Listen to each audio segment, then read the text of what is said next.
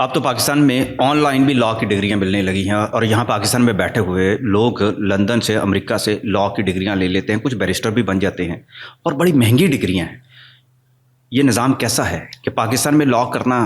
جو ہے وہ کہتے ہیں کہ اتنا اس کی مقبولیت نہیں ہے مارکیٹ کے اندر جتنی بیرون ملک سے ہیں؟ جی، باہر کی ڈگریاں بہت اہم ہیں، اور خاص طور پر وہ جو لینگویج کمانڈ دیتی ہیں بندے کو، فلوئنسی، اس کی وجہ سے وہ ججز کو قائل کرنے میں زیادہ اس کے لیے ٹرمز جو ہیں لاء کی جو خاص طور پر اس کا فائدہ ہوتا ہے، زیادہ سے زیادہ فلوئنسی اور پروننسیشن بذات خود آدمی کو ایک قدم عام وکیل سے آگے کر دیتی ہے۔ اور باہر کی ڈگریاں اس لیے قیمتی ہیں، لیکن اب جو رجحان ہے پوری دنیا میں کہ کمپیوٹر سائنس ہو یا لاء ہو، اب تو لاء کی بھی شرط نہیں ہے سولیسٹر کے ایگزام دینے کے لیے برطانیہ میں۔ آپ لاء نہ کریں اور براہ راست ان کا امتحان دیں، اگر وہ آتا ہے آپ کو تو وہ پاس کر کے آپ سولیسٹر بن سکتے ہیں آن لائن۔ پھر اس سے آن لائن نہیں، وہاں پہ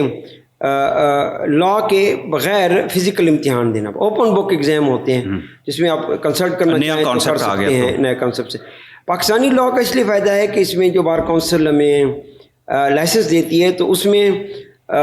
پاکستانی لاء کے سبجیکٹس بہت زیادہ ہیں جو پاکستانی پروسیجر کے ساتھ ہارمونائز کیے گئے ہیں، تو لہذا پاکستان لاء پڑھنے والے زیادہ فائدے میں رہتے ہیں اگر وہ پاکستان میں پریکٹس کرنا چاہتے ہیں۔ اور ایڈیشنل اگر باہر کی ایجوکیشن اس کے بعد ہو جائے تو وہ سونے پہ سہاگا ہے، لیکن باہر کی ڈگریاں ایڈ اپ کے طور پر تو بہت اچھی ہیں، لیکن جو انیشیلی کرتے ہیں لوگ تو وہ پھر ہمارے جو گراس روٹ لیول کے لاز ہیں یا نظام انصاف اس سے وہ کٹ جاتے ہیں، اور وہ بلکہ ایک طریقے سے ڈس لائکلینس پیدا کر لیتے ہیں، اور وہ لوور کورٹس کو چھوٹا ہی سمجھتے ہیں، حالانکہ وہ سب سے بڑی کورٹس ہیں جو کورٹ آف فرسٹ انسٹنس ہیں جہاں پہ ٹرائل ہوتے ہیں۔ کسی بیرسٹر کو لوئر کورٹس میں جاتے نہیں دیکھا؟ جاتے ہیں، بہت کم لوگ جاتے ہیں، لیکن وہ وجہ یہی ہے کہ وہ مجبوری کے تحت کیسز آنے کی وجہ سے تو جاتے ہوں گے، لیکن عموماً وہ چھوٹی عدالتوں میں اسسٹ کرنے کے لیے ایک ایٹیٹیوڈ ڈیولپ کر لیتے ہیں، اور ہمارے جو گراس روٹ لہذا جو اوپر سے پڑھ کے آتے ہیں ہم انہیں پیرا شوٹر کہتے ہیں، اور جو یہاں سے پاکستانی قانون بن کے تو باہر سے پڑھتے ہیں تو انہیں ہم گراس روٹر کہتے ہیں۔ تو گراس روٹر کا اور پیرا شوٹر کا آپس میں کمبینیشن ہو جائے، یہ لینگویج ڈیولپ کر لیں، اسی طرح کا نالج تو اب آسان ہو گیا ہے کہ آپ آن لائن بہت ساری آن لائن ڈکشنریوں سے اور آن لائن لیکچر سے آن لائن آپ ہر کچھ وہی سن سکتے ہیں جو وہ وہاں سن کے آتے ہیں، لیکن وہاں کا کلچر بہرحال انہیں پش کرتا ہے، میلٹ کرتا ہے اس نظام کی طرف۔ اور ہمارا لوگ پڑھتے ہیں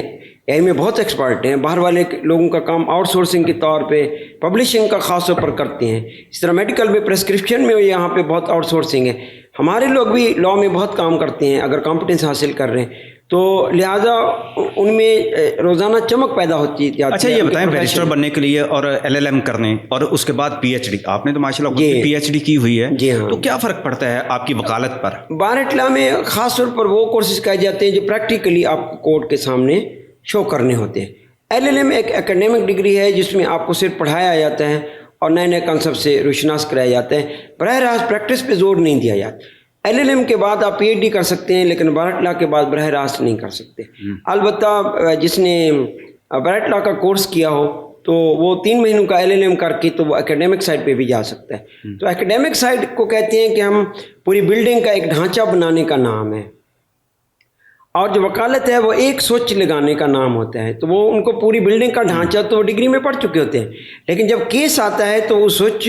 لگا کے اس میں وہ کرنٹ کا اہتمام کرتے ہیں تاکہ کلائنٹ کو ریلیف ملے۔ اور ہم جب پڑھاتے ہیں پورا ڈھانچہ تو ہم وہ سوچ لگانے کے فن کو اس طریقے سے نہیں پڑھاتے، لیکن بارٹ لا میں وہ فن انہیں پڑھایا جاتا ہے جس کی وجہ سے وہ اپنے کیس لا میں ریلیف کلائنٹ کے لیے لینے کو۔ آج کے دور میں جیسے ڈاکٹر امان اللہ خان صاحب بیٹھے ہیں جنہوں نے خود PhD کی ہوئی ہے، تو کیوں نہیں پڑھایا جاتا؟ ان کو پڑھایا جاتا ہے انڈائریکٹلی، لا مورس بھی کروائے جاتے ہیں، لیکن اس کے بعد اپرینٹسشپ ہوتی ہے لا کی ڈگری کے بعد، اس میں پھر انہیں زیادہ وہی پریکٹیکل سیکھنے کا موقع ملتا ہے۔ اور کبھی نہیں کہا گیا کہ اپرینٹسشپ کی چیزیں آپ اپنے کورس میں ہی شامل کر لیں، جیسے ہاؤس جاب کی باتیں آپ MBBS میں تو نہیں داخل کرتے، اور اسی طرح جب کے بعد جو نوکری ہوتی ہے اس کے اپنے ریکوائرمنٹس ہوتے ہیں۔ جب ایک بندہ انڈیپینڈنٹ پریکٹس کرتا ہے تو اور ہنر کو سیکھتا ہے، تجربات اور مشاہدات نئے آتے ہیں، تجربات، اور یہ ساری گیم ہی انسانوں کے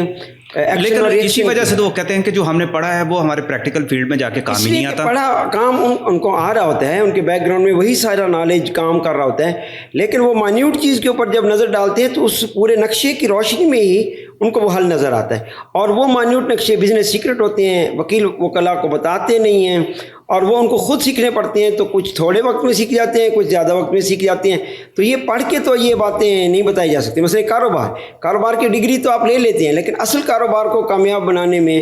100 بندے اگر شروع کرتے ہیں تو 98 اس میں ناکام رہ جاتے ہیں اور 2% کامیاب ہوتے ہیں. تو وہ کچھ سکل اس کو بعد میں ڈگری کے بعد ڈیولپ کرنے پڑتے ہیں. خود لاء کی منشا یہ ہے کہ وہ اپرینٹسشپ کرے لائسنس لینے کے لیے سینئر وکیل کے ساتھ اور سپرویژن میں، اور پھر اپنا انڈیپینڈنٹ آفس جب بنائیں تو اس میں وہ سکلز ایسے کسی طالب علم کو جب وہ فیلڈ میں جاتا ہے جی ہاں. اور پریکٹس کرنے کی جب اپرینٹسشپ کی طرف جاتا ہے تو اس کو کس طرح کے سینئر وکیل کے ساتھ رہ کر ایک جونیئر کے طور پر سیکھنا چاہیے کام؟ اس کا بھی تو کوئی میتھڈ ہونا چاہیے. مینٹورشپ کیسے لینی چاہیے اس کی؟ مینٹورشپ میں اب ہم اسے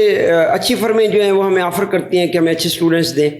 اور ہم کوشش کرتے ہیں ان کی پلیسمنٹ کی بھی کہ اچھے، اس میں خاص طور پر خواتین کے لیے اچھے اسٹوڈنٹ سے مراد ان کا جو ہے اکیڈمک لیول بہت اچھا ہو، یا جن کی لینگویج کمانڈ بہت اچھی ہو. لینگویج کمانڈ ہو، کم وقت میں بہت ساری چیزیں وہ لکھ سکتے ہوں، ایکسپریشن بہت ان کے اچھے ہوں، سمارٹ،